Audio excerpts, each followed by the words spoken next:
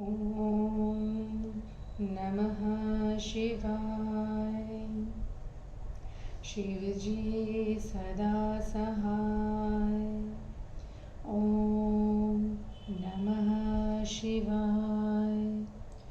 गुरुजी सदा सहाय। जय गुरुजी। अथ श्री शिवमहापुराणे सप्तम्या वायव्यसंहिताया उत्तरभाग अथ चतुर्दशोऽध्यायः। ईश्वर उवाच। आज्ञाहीनं क्रियाहीनं श्रद्धाहीनं वरानने आज्ञार्थदक्षिणाहीनं सदा जप्तं च निष्फलम् आज्ञासिद्धं क्रियासिद्धं श्रद्धासिद्धं ममात्मकम् एवं चेदक्षिणायुक्तं मन्त्रसिद्धं सिद्धर्महत्मफलम् उपगम्य गुरं विप्रम् आचार्य तत्त्ववेदिनं जापिनं सद्गुणोपेतं ध्यानयोगपरायणं तोषायेत्तं प्रयत्नेन भावशुद्धिसमन्वितः वाचा च मनसा चैव कायेन द्रविणेन च आचार्य पूजयेद्विप्रः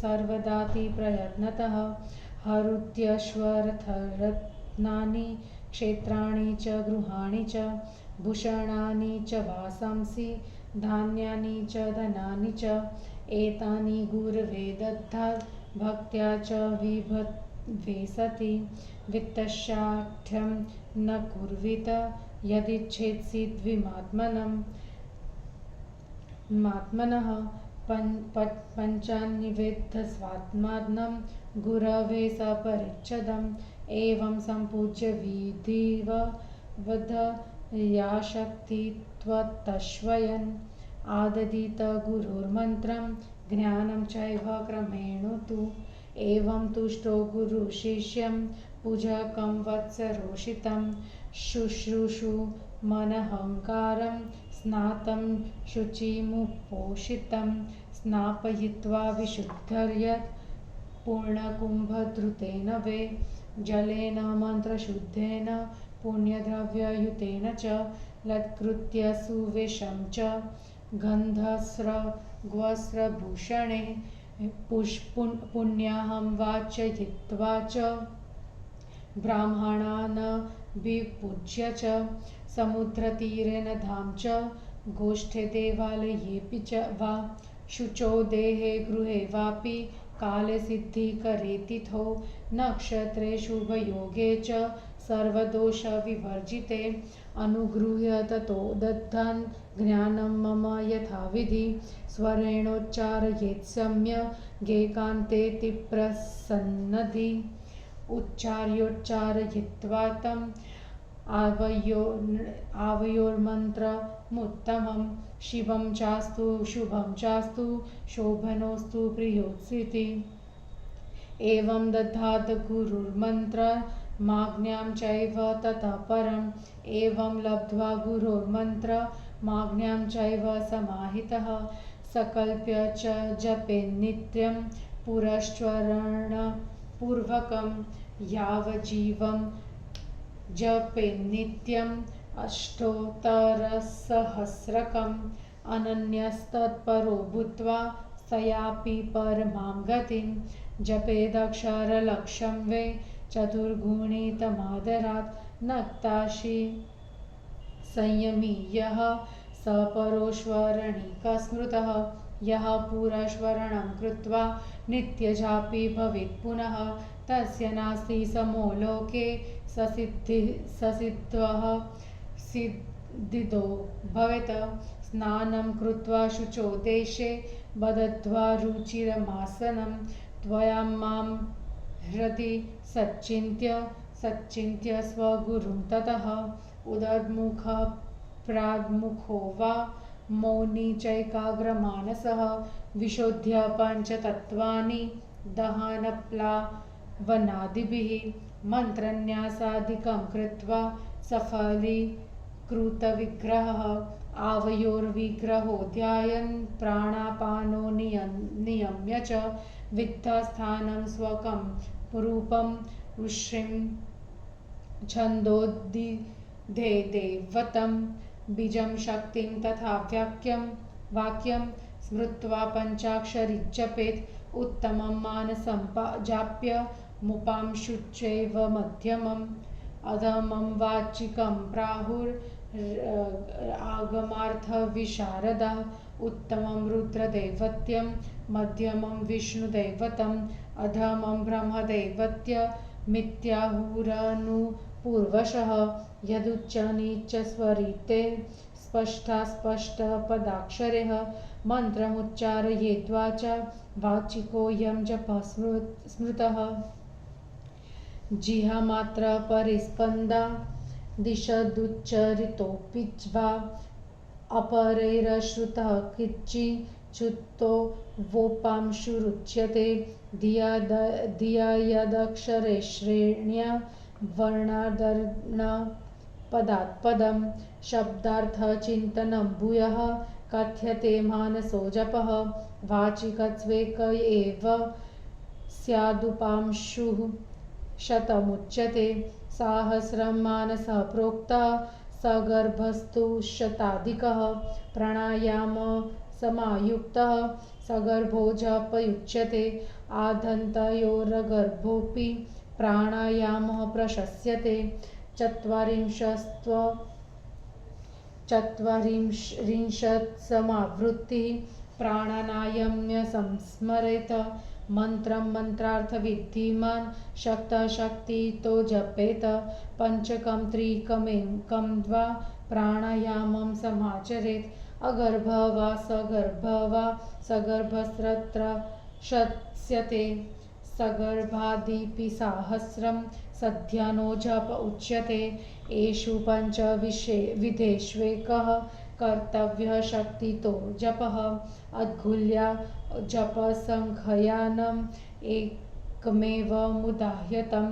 रेखयाष्टगुणं विद्यात् पुत्रजीवेर्दशाधिकं। शतं स्याच्छमणिभिः प्रवालैस्तु सहस्रकम्। स्फाटिके दशसहस्रं मौक्तिकैर्लक्षमुच्यते। पद्माक्षैर्दशलक्षं तु सौवर्णे कोटिरुच्यते। कुशग्रन्थाच्च रुद्राक्षैरनन्तगुणितं भवेत्। त्रिंशदक्षे कृता माला धनदाजपकर्मणि। सप्तविंशतिसङ्ख्यातेर्क्षे पुष्टिप्रदा भवते। पंचविंशतिसङ्ख्याते कृता मुक्तिं प्रयच्छति। अक्षयस्तु पञ्चदशभिर्विचारफलप्रदा। अद्गुष्ठं मोक्षदं विद्यात् रजनीं शत्रुनाशिनीं। मध्यमां धनदां शान्तिं करोत्येषा ह्यनामिका। अष्टोत्तरशतं माला तत्र स्यादुत्तमोत्तमा। शतसङ्ख्यायोत्तमा माला पञ्चाशद्भिस्तु मध्यमा।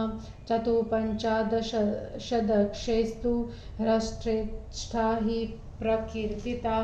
इत्येवं मालया कुर्यान् जपं कस्मै न दर्शयेत्। कनिष्ठाक्षराणि प्रोक्ता जपकर्मणि शोभना। अद्गुष्ठेन जप्यं नैरगुलिभिः सह। अद्गुष्ठेन विना जप्यं कृतं तदफलं यतः। गृहे जपं समं विद्या विदोष्ठे शतगुणं विदः। पुण्यारण्ये तथा रामे सहस्रगुणमुच्यते। अयुतं पर्वते पुण्ये नदं लक्षमुदाह्यतं। कोटिदेवालये प्राहुरनन्तं मम सन्निधौ। सूर्यस्याग्नेर्गुरोरिन्दोन् दीपस्य च जलस्य च विप्राणां च गवां चैव सन्निधौ शस्यते जपः। तत्पूर्वाभिमुखं वश्यं दक्षिणं चाभिचारिकं। पश्चिमं धनदं विद्या दौत्तरं शान्तिदं भवेत्। सूर्याग्निविप्रदेवानां गुरूणामपि सन्निधौ। अन्येषां च प्रसक्तानां मन्त्रं न विमुखो जपेत्। उष्णीषि कच्छुकी नम्रो मुक्तकेशो गलावृतः अपवित्रकरो शुद्धो विलपन्न जपेत् क्वचित् क्रोधं मदं क्षुतं त्रीणि निष्ठीवन विजृम्भणे दर्शनं च स्वनीचानां वर्जयेज्जपकर्मणि आचामेत् सम्भवे तेषां स्मरेद्वा मां त्वया सह ज्योतिषि च प्रपश्येद्वा कुर्याद्वा संयमम् अनासशयानो वा गच्छन्नुत्थित एव वा रथ्यायाम शिवे स्थाने न जपेत्तिमिरान्तरे प्रसार्य न जपेत्पादौ कुक्कुटासन एव वा यानशय्याधिरूढो वा चिन्ताव्याकुलितोऽथवा शक्तश्वेत् सर्वमेवेत दशक्तः शक्तितो जपेत किमत्र बहुनोक्तेन समासेन वचः शृणु सदाचारोपजपं शुद्धं ध्यायन्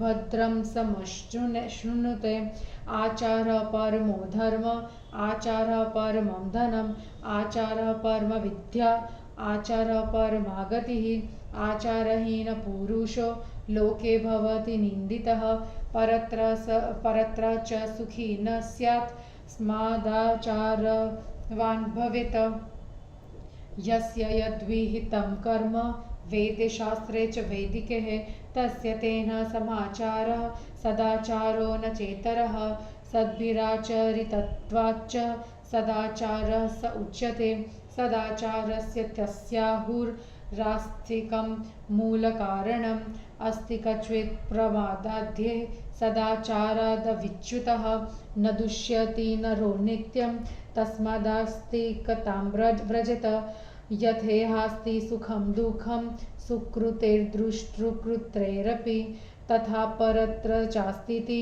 मतिरास्तिक्यमुच्यते रहस्यमन्यद्वक्ष्यामि गोपनीयमिदं प्रिये न वाच्यं यस्य कस्यापि नास्तिकस्याथवा पशोः सदाचारविहीनस्य पतितस्यान्त्यजस्य च पञ्चाक्षरात् परं नास्ति परित्राणं कलो युगे गच्छतस्तिष्ठतो वापि स्वेच्छया कर्म कुर्वतः अशुचेर्वाशुचेर्वापि मन्त्रोऽयं न च निष्फलः अनाचारवतां पुंसां विशुद्धश्चध्वनाम अनादिष्टोऽपि गुरुणा मन्त्रोऽयं न च निष्फलः अन्त्यजस्यापि मूढस्य पतितस्य च निर्मयदिस्य नीचस्य मन्त्रोऽयं न च निष्फलः सर्वावस्थां गतस्यापि मयि भक्तिमतः परं सिद्धयत्वेन न सन्देहो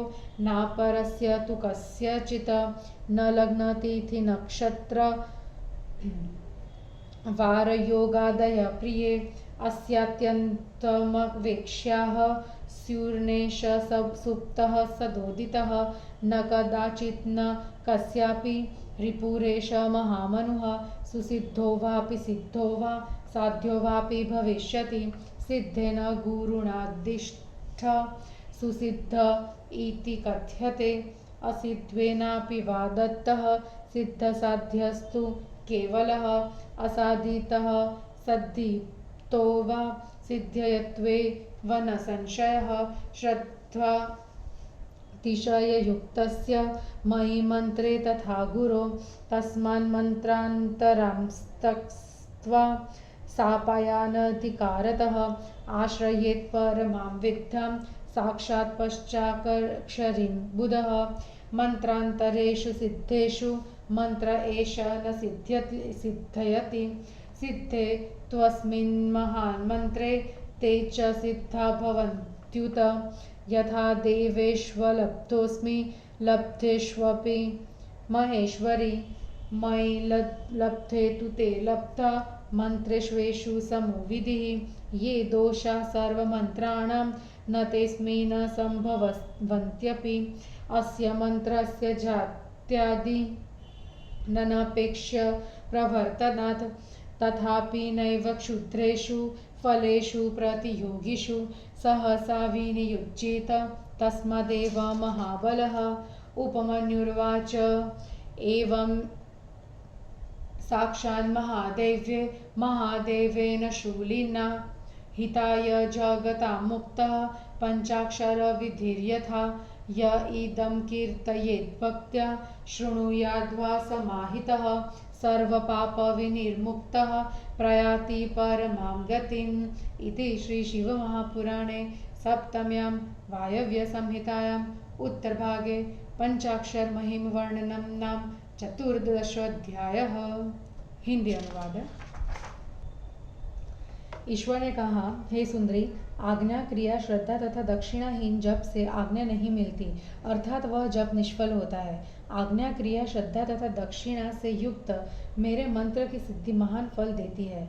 ब्राह्मण, आचार्य, तत्ववेत्ता, सद्गुणों से युक्त, ध्यान योग तत्पर, गुरु के समीप जाकर भावना से शुद्ध होकर मन, वाणी, कर्म तथा धन से उन्हें प्रसन्न करे। अत्यंत प्रयत्न से आचार्य की ब्राह्मण पूजा करे। हाथी, घोड़ा, रथ, रत्न, भूमि, घर, आभूषण, धन, धान्य, वस्त्र, शक्ति होने पर ये वस्तुएं गुरु को दे। यदि कार्य सिद्धि की इच्छा हो तो कृपणता न करे, फिर गुरु के चरणों में अपने सहित परिवार को भी अर्पित कर दे। इस प्रकार यथाशक्ति बिना ठगी के गुरु की पूजा कर गुरु में मंत्र तथा ज्ञान क्रमशः प्राप्त करे। इस प्रकार प्रसन्न हुआ गुरु अपने पूजक सेवक अहंकार रहित, स्नान, शौच, व्रत युक्त उस शक्ति को 1 वर्ष देखे, तब उसे शुद्ध करने के लिए द्रुतकुंभ से मंत्र शुद्ध पुण्य द्रव्यों से युक्त जल से स्नान कराए। फिर उत्तम वस्त्र पहनाकर गंधमाला आभूषणों से सुशोभित कर ब्राह्मणों का पूजन कर पुण्याहवाचन कराए। समुद्र या नदी के तट पर, गौशाला में, देवालय में या घर में किसी पवित्र स्थान पर अच्छे समय में, सिद्धिदायक तिथि में, अच्छे नक्षत्र में, दोष रहित शुभ योग में कृपा करके उसे मेरा ज्ञान यथाविधि देना चाहिए। एकांत में प्रसन्न मन होकर उस हमारे मंत्र का उच्चारण करे और शिष्य से भी कहलाए, तुम्हारा शिव हो, मंगल हो, शुभ हो, ऐसा कहकर गुरु मंत्र दे। उसके बाद उसे आज्ञा दे। सावधान होकर इस प्रकार गुरु से मंत्र लेकर, संकल्प लेकर पूरा स्वरण पूर्वक उसका जप किया करे। जीवन पर्यंत सावधान होकर मन लगाकर 1108 मंत्र का जाप करे, तब वह परम गति हो जाता है। आदर से मंत्र के अक्षरों को चौगुना करके प्रत्येक अक्षर को 1,00,000 बार जपे। संयम पूर्वक रात्रि में भोजन करे, उसे पूर्वस्वरण करता कहते हैं। जो पूर्वस्वरण करके प्रतिदिन जप करता है, उसके समान लोक में कोई नहीं है। वह सिद्धि को देता है। स्नान करके शुद्ध स्थान पर उत्तम आसन लगाकर तुम्हें मुझे और अपने गुरु का स्मरण कर उत्तर या पूरब की ओर मुख करके चुपचाप दत्तचित्त होकर दहन, प्लावन आदि से पंच तत्वों को शुद्ध कर, मंत्रन्यास आदि से शरीर को शुद्ध कर, प्राण तथा अपान वायु को रोक कर हम दोनों का ध्यान कर, विद्या स्थान अपना रूप, ऋषि, छंद, देवता, बीज, शक्ति तथा वाक्य का स्मरण कर पंचाक्षर मंत्र का जप करे। मानस जप उत्तम होता है, उसमें होठ हिलाते हैं। वह मध्यम वाचिक मतलब शब्द उच्चारण पूर्वक जप को शास्त्रज्ञ अधम कहते हैं।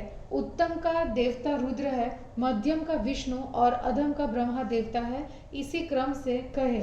ऊंचे नीचे स्वर से स्पष्ट अस्पष्ट पदों या अक्षरों से जो मंत्र का उच्चारण होता है उसे वांछित जप कहते हैं। जीभ के चलने से थोड़ा उच्चारण करने पर भी दूसरों द्वारा न सुने गए जप को उपांशु कहते हैं। मन में ही अक्षर क्रम से वर्ण के बाद वर्ण का और पद के बाद पद का जो शब्दार्थ चिंतन किया जाता है उसे मानस जप कहते हैं। वाचिक एक उपांशु 100 मन से 1000 गुणा और आदि अंत में प्राणायाम से युक्त सगर्भ जप का फल 100 गुणा से भी अधिक होता है। प्राणायाम युक्त जप को सगर्भ जप कहते हैं। अगर्भ जप में भी आदि अंत में प्राणायाम करना चाहिए। प्राणायाम करके 40 बार मंत्र और मंत्रार्थ को जानने वाला इसका अपनी शक्ति के अनुसार जप करे। यदि असमर्थ हो तो 5, 3 या 1 बार प्राणायाम करें। अगर्भ सगर्भ जप में सगर्भ उत्तम होता है। सगर्भ से ही 1000 गुना ध्यान युक्त जप होता है। इन 5 प्रकारों में कोई एक जप शक्ति के अनुसार करे। अंगुली से जप को गिनना 1 गुना, रेखा से 8 गुना, जियापोता से 10 गुना, शंखमणि से 100 गुना, मूंगा से 1000 गुना, स्फटिक मणि से 10,000 गुना और मोतियों से लाख गुना, कमल गट्टों से 10 लाख गुना, सोने से करोड़ गुना, कुश की गांठ और रुद्राक्ष से अनंत गुना फल होता है। 30 रुद्राक्ष की माला से जप करने से धन प्राप्ति, 27 रुद्राक्षों वाली पुष्टिप्रद होती है। 25 दानों की माला मुक्ति होती है। 15 रुद्राक्षों की माला से अभिचार कर्म में सिद्धि होती है। अंगूठे से मोक्ष, तर्जनी से शत्रुनाश, मध्यमा से धन लाभ और अनामिका से शांति लाभ होता है। इन सब में 108 रुद्राक्षों की माला सर्वश्रेष्ठ है। 100 रुद्राक्षों की माला श्रेष्ठ, 50 की मध्यम, 54 रुद्राक्षों की माला हृदय के लिए श्रेष्ठ होती है। इस प्रकार माला से जप करे, उसे किसी को न दिखाए। कनिष्ठ अंगुली दुखनाशक है, अतः जप कार्य में श्रेष्ठ है। अन्य अंगुलियों के साथ अंगूठा से मन का खिसकाते हुए मंत्र जपे। अंगूठे के स्पर्श के बिना किया हुआ जप निष्फल होता है। घर में किया हुआ जप सामान्य होता है। गौशाला में 100 गुना, पवित्र वन तथा बगीचे में किया हुआ जप 1000 गुना होता है। पवित्र पर्वत पर 10,000 गुना और नदी तट पर लाख गुना होता है। देवालय में करोड़ गुना और मेरे शिव के समीप अनंत गुना होता है। सूर्य, अग्नि, गुरु, चंद्रमा, दीपक तथा जल के ब्राह्मणों, गायों के समीप जप करना चाहिए। पूर्वाभिमुख जप वश करने वाला और दक्षिणाभिमुख अभिचार कारक होता है। पश्चिमाभिमुख जप धन देता है। उत्तराभिमुख जप शांति कारक होता है। सूर्य, अग्नि, ब्राह्मण, देवता तथा गुरुजनों के समीप और भी जो पूज्यजन है उनके सामने बैठकर जप करे। वह नम्र हो और पगड़ी, कुर्ता, गले में दुपट्टा धारण किया हो, उसके बाल खुले न हो, जो स्वयं अशुद्ध हो, जिसके हाथ अशुद्ध हो, जो विलाप कर रहा हो, क्रोध, मद, छींकता, थूकता, जबाई लेता हो, वह जप न करे। जप करता हुआ मनुष्य कुत्ते तथा नीचों का दर्शन न करे।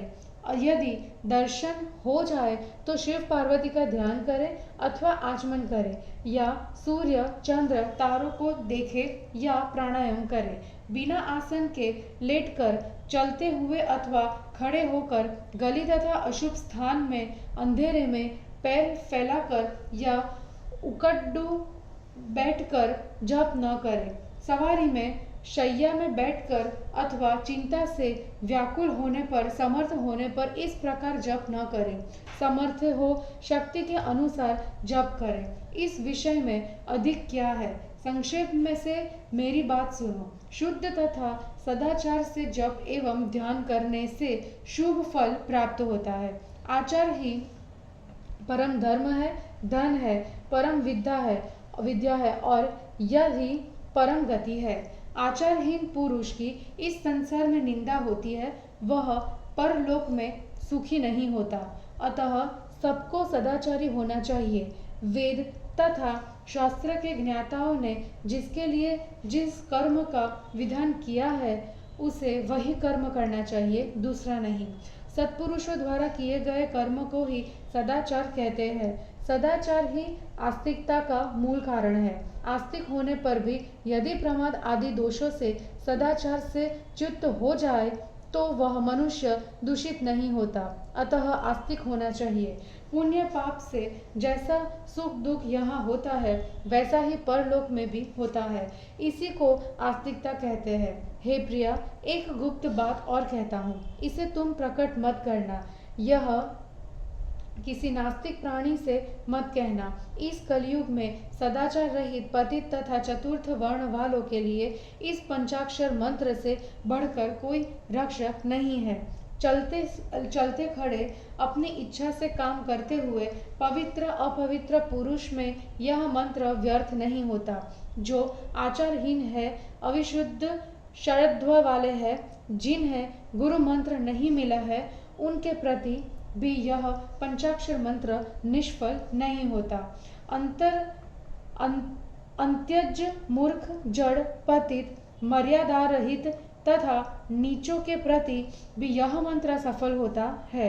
मेरा भक्त किसी भी स्थिति को प्राप्त हो उसके लिए यह मंत्र सिद्ध एवं सफल होता है और किसी के लिए नहीं।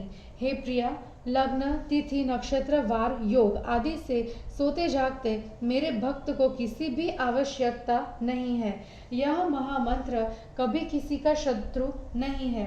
यह मंत्र सुसिद्ध सिद्ध कैसा भी हो यह साध्य हो जाता है। सिद्ध गुरु द्वारा उपदिष्ट मंत्र सुसिद्ध और असिद्ध पुरुष द्वारा दिया गया सिद्ध कहा जाता है। यह दोनों स्थिति में साध्य होता है। मंत्र सिद्ध किया हो या न किया हो, फिर भी यह मुझ में मंत्रों में तथा गुरु में श्रद्धा करने वाले को स्वयं सिद्ध हो जाता है। अतः दूसरे हानिकारक मंत्रों को छोड़कर विद्वान इस पंचाक्षरी परम विद्या का आश्रय ले। दूसरे मंत्रों के सिद्ध होने पर यह मंत्र सिद्ध नहीं होता। इस मंत्र के सिद्ध हो जाने पर वे सभी मंत्र सिद्ध हो जाते हैं। हे महेश्वरी, जैसे दूसरे देवताओं के मिल जाने से मैं प्राप्त नहीं होता हूँ और मेरे मिलने पर वे देवता मिल जाते हैं, यही स्थिति इस मंत्र की भी है। और मंत्रों में जो दोष होते हैं वे इस मंत्र में नहीं है। इस मंत्र में जाति आदि की अपेक्षा नहीं है। फिर भी छोटे फलों की प्राप्ति के लिए इस महाबली मंत्र का प्रयोग नहीं करना चाहिए। उपमन्यु ने कहा, इस प्रकार त्रिशूलधारी महादेव जी ने संसार के हित के लिए महादेवी से पंचाक्षर मंत्र की विधि कही। जो इसे भक्ति से सावधान होकर कहता है या सुनता है वह सब पापों से मुक्त होकर परम गति को प्राप्त होता है। और इस प्रकार श्री शिव महापुराण में पंचाक्षर महिमा वर्णन नामक 14वां अध्याय समाप्त हुआ। जय गुरु जी।